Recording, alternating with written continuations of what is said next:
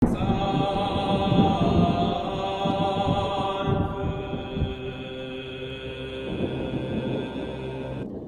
nakatikim ang mga nilalang ng laman ng tao, labis ka ng kagalitan ng mga sugo ng Panginoon.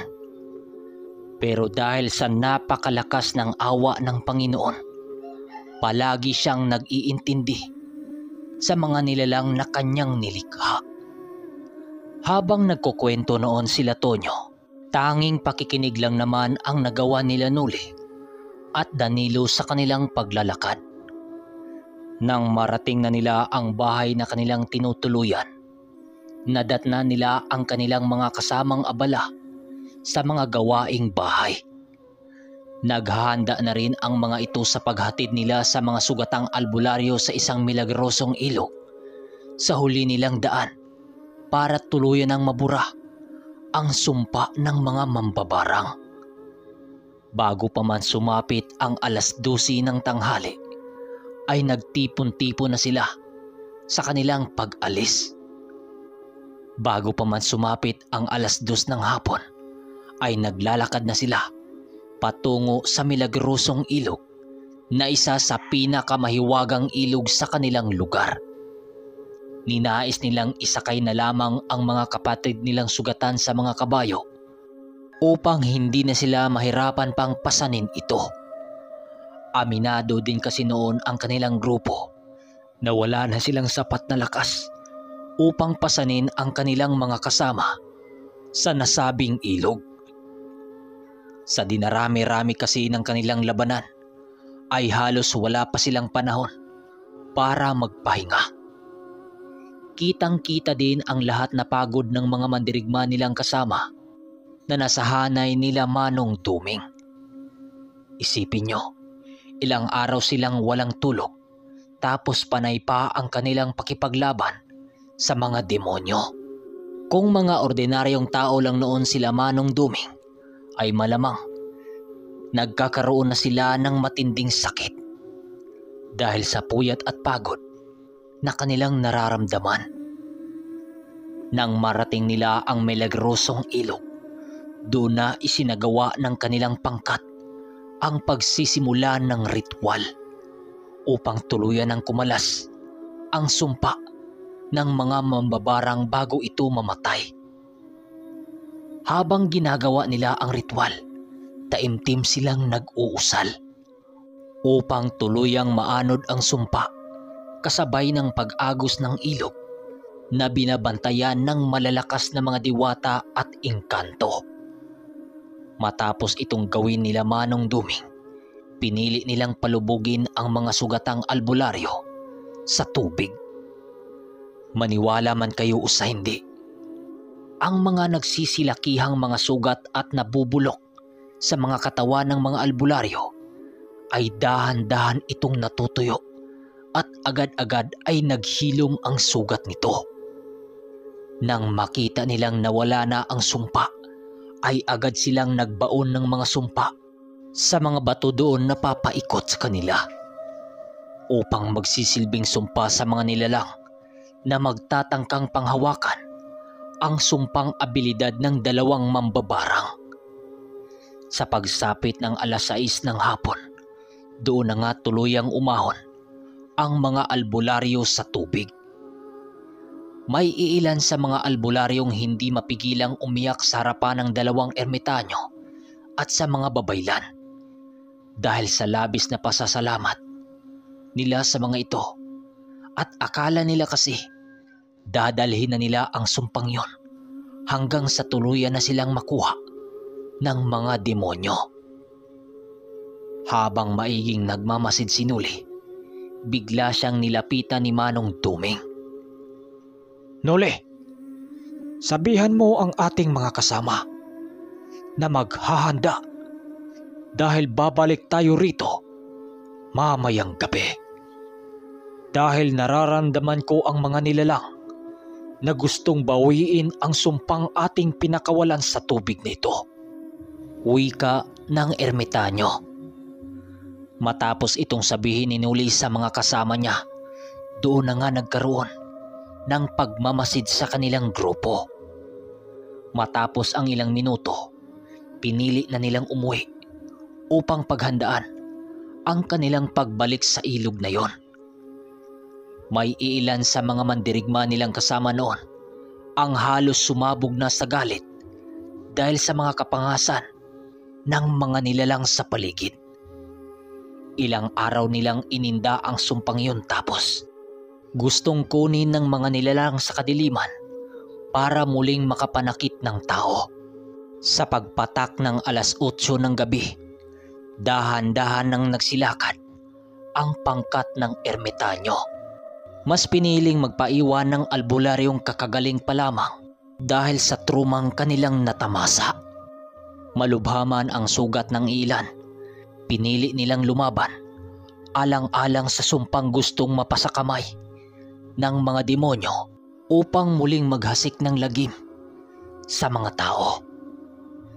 Nang marating nila ang napakadilim na ilog, dahan-dahan silang lumapit sa lugar kung saan ginaganap ang ritual. Hindi pa man sila makarating sa mismong destinasyon nito, napakarami na nilang nararamdaman sa paligid noon. Labis na rin ang sangsang ng lugar na yon, na isang pahiwatig na samot-saring aswang at mga mangkukulam ang nasa lugar na yon. Pagsilay nila sa lugar kung saan ginanap ang ritual, nakasipat na sila ng isang nilalang na naroon sa gitna ng ilog. Habang pinagmamasdan nila ito, kumpirmadong meron ngang nagtangkang panghawakan ang sumpang pinakawalan nila Manong Duming sa ilog. Isa itong matandang babaeng nakahubot-hubad na may sobrang itim na balat na kulukulubot. Tumutuwad-tuwad ang nilalang na yun sa gitna ng ilog na parabang may ginagawa itong ritual din. Habang sa tabi naman ng ilog, naroon ang mga kasapi ng nasabing nilalang na animoy nagbabantay sa ginawa ng kanilang pinuno. Alam nilang matataas na uring aswang ang mga ito, base na rin sa kanilang anyo at kulay ng mga mata. Galit na noon sila Tonyo at ang buo nitong pangkat dahil sa ginagawang kadimonyohan ng mga nilalang na yon. Habang pinagpaplanuhan nila ang kanilang gagawin, hindi na napigilan nila Nuling sugurin ang mga kalaban. Sa pagsilay ng mga aswang kay Nuling na una, agad din naman itong nagsipulasan patungo sa talahiban. Habang yung matandang nakita nila ay pinalibutan ito ng grupo ng ermitanyo. Ngunit biglang natigilan sila Nuli dahil buong akala nila Nuli tatakas na ang mga aswang. Pero tumungo lang pala ang mga ito kung nasaan naroon ang mga balbal na kaanib pala nito. Sa pagkakataong yon, ayon kay Nuli, halos hindi na natinag ang mga balbal sa wangis na kanyang tinataglay. Dahil sa paghabol dito ni Nuli, napilitan sila Danilong sumunod sa kanya dahil alam ng mga itong mapapahamak siya. Habang naglalakad sila, papalapit sa matanda kung nasaan naroon ang matataas na uri ng mga balbal, panay naman ang pagkarga nila ng mga bakod at puder sa katawan. Sa pagkakatanda ni Nuli, halos nasa 10 balbal ang naroon ng mga oras na yon. Pero ang hindi nila maintindihan, sino naman yung matandang nagtangkang paghawakan ang sumpa ng mga mambabarang? At bakit parang alipin ng matandang yon ang balbal na nasa paligid? Magamat wala silang nakikitang wakwak sa lugar, malaking banta naman ito para sa kanilang pangkat at para sa mga taong mapipirwisyo ng mga nilalang na ito. Hindi gumagalaw ang mga ito at nanatiling nakamasid lamang sa pangkat ni Nuli. Ilang minuto pa ang makalipas sa hindi inaasahang pagkakataon, biglang bumiyak ang isang ulo ng balbal na naroon at nagkaroon ng mahabang mga ngipin habang umiikot-ikot sa kinaroroonan ng matanda na para bang isa itong kanyang tagapagbantay. Habang yung matandang nasisilayan nila ay unti-unting naging normal na tao. Gulat na gulat noon ang mga kasapi nila Manong Duming nang tuluyang naging anyong tao ang matandang animoy isang hukluban. Doon na nila nasilayan nila Nuli ang pagmumukha nito. Ayon kay Nuli na ang wangis ng huklubang yun sa wangis ng anyong tao nito ay mahalin tulad mo sa isang magsasaka ng palay. Ang kaibahan lamang ay ang mala-abnormal na paggalaw ng kalahati ng katawan nito. Hindi mo lubusang maunawaan ang galaw ng nilalang na yon sa kaanyuan nito bilang tao. Habang ito ay naglalakad, ngumisingisi ito at humahalakak na parabang isang matandang baliw. Panay lang ang panlilisik ng mga mata nito at paggalaw ng kanyang mga daliri na parabang hindi ito normal.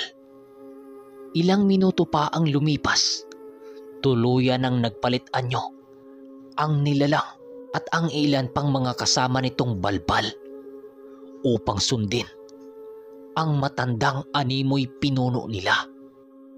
Alam naming nakasilyo ang sumpang pinakawalan nyo. At dahil sa ginawa nyo, nais nyo talagang ayaw masundan ang iapak ng dalawang mambabarang. Pero huwag kayong mag-alala. Dahil ang mga abilidad ng mga albularyong kinakapitan ng sumpa, nagawa naming mailipat sa aming mga katawan. Ngayong muli tayong nagkakaharap, sisiguraduhin kong isa sa ating pangkat ang mamamatay. Wika ng matandang aswang. Kasabay ng pagwika ng aswang na yon ay ang pagtawanan ng iilang mga balbal na naging kasapi nito. May mga aswang na ding hindi nila alam ang lahi ang nagsisilabasan sa talahiban na para bang kaanib din ito ng mga balbal. Nang marinig ni Manong Duming ang sinabi ng nilalang na yon, pinili niyang pag-isipan nang maigi ang kanyang susunod na mga sagot. Ako'y labis na nisisiyahan sa mga binitawan mong salita, demonyo. Hindi ka kagaya ng ilang kauri mo na masyadong kampante na sila ang mananalo. Dahil sa sinabi mo, buo ang paghanga ko sa uri nyo. Pero kahit ako'y inyong napahanga, hindi ibig sabihin nun na magpatalo kami o hayaan kayong mabuhay. Sagot naman ni Manong Duming.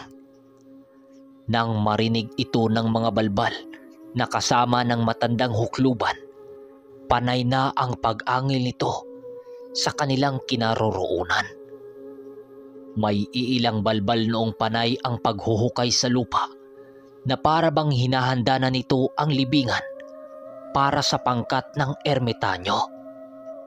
Ilang minuto pa ang makalipas, tuluyan na ngang ibinuka ng mga balbal ang kanilang napakalaking bibig sa pamamagitan ng pagbiyak sa mga ulo nito hanggang liig. Kasabay ng pagbuka nito ay ang dahang-dahang pagbalik ng demonyong kaanyuan nito. Doon na naghanda ang pangkat nila Manong Duming dahil sa alam na nila ang magiging labanan. Habang nagpapakawala sila Nuli ng inkantasyon, panay naman ang pagpapalipad nila Manong Duming at Mang Carpio ng mga tigalpo. Ginagawa nila ang mga bagay na yon upang kahit papano ay merong makakaligtas sa kanilang mga salamangka sa oras ng kagipitan. Tinatawag na rin noon nila Manong Duming ang dalupahaw na nagpapahinga upang magawa niyang magamit ang kapangyarihan ng bastong tungkod niya. Habang bitbit ni Manong Duming ang kanyang tungkod, pinili nitong hintayin ang pagsugod ng kanilang mga kalaban. Sinuli noon ay tuluyan ang nagbabaga ang mga batok sa katawan upang magiging handa sa mga susunod na mangyayari. Sila Tonyo at ang iba nilang mga kasama noon ay pinakain na ng mga usal ang kanilang mga armas para maging epektibo ito sa kanilang pakipaglaban. Matapos nila itong gawin, biglang sumugod ang mga balbal na naroon sa likod ng kanilang pangkat. Agad din naman itong naramdaman ng pangkat nila Manong Duming, kung kaya't nagawang salagi ng ilang mga antingero ang ginawang pag-atake nito. Sa pagtawag ni Nuli ng kampila ni Arkanghel, ay agad naman niyang tinapyasan ng ulo ang pangahas na balbal na naunang sumugod sa kanilang hanay. So okay, hanggang dito na muna ang ating kwento.